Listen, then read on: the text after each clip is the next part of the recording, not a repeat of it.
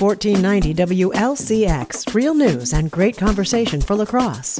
Here's your Daily News Roundup.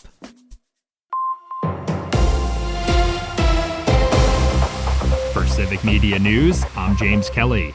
A federal court has ruled that the Trump administration cannot block congressionally approved funding to expand electric vehicle infrastructure. In a press release on Tuesday, Wisconsin Attorney General Josh Kaul announced the court granted summary judgment last week and concluded that the Trump administration's effort to withhold the funding violated the Administrative Procedure Act. Wisconsin joined a coalition of over a dozen states in filing the lawsuit, seeking to protect congressionally approved funding through the National Electric Vehicle Infrastructure Formula Program. Wisconsin is due to receive over $62 million of funding through the program, in addition to the overall economic impact from the jobs created. Attorney General Kaul also highlighted the environmental benefits of expanding the state's electric vehicle infrastructure, making it more feasible for residents to consider purchasing an electric vehicle. The National Electric Vehicle Infrastructure Formula Program awards grant funding to businesses like gas stations, restaurants, and hotels to help cover the cost of installing electric vehicle charging stations.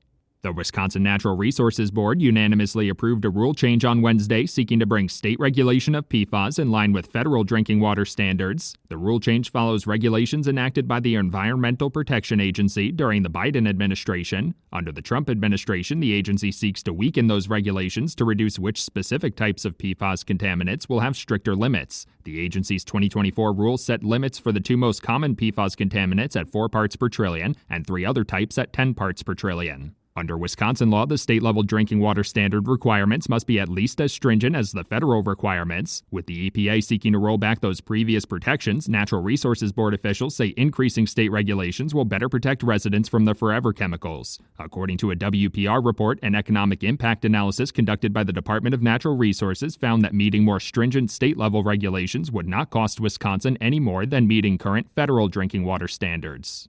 For Civic Media News, I'm James Kelly.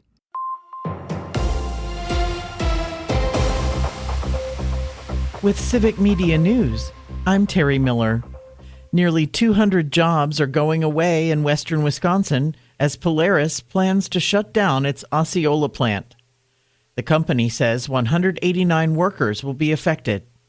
Layoffs will begin this summer and continue into early 2027 as operations wind down. The facility is located in Polk County, near the Twin Cities. State officials were notified of the planned closure this week. Even after all the recent rain, fire danger is rising again across much of Wisconsin. State data shows 57 counties now under high fire risk and 15 at very high risk. The DNR says there were still 50 wildfires last week that burned more than 150 acres. Officials warn dry air, wind, and debris from recent storms could make conditions worse.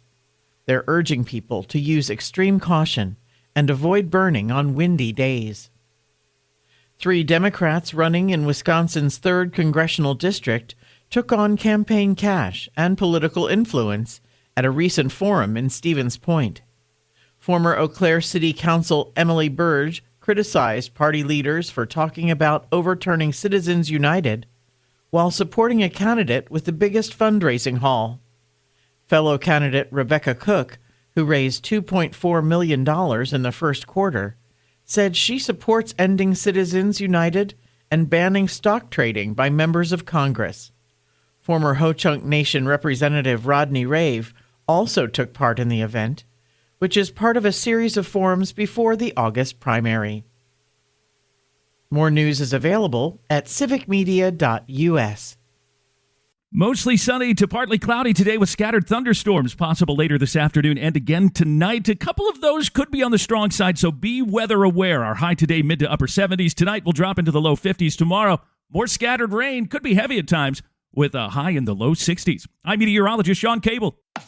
That's your La Crosse News Roundup from WLCX. Find more news anytime at lacrosseeagle.com. Subscribe to this podcast on Spotify, Apple, or wherever you find your podcasts.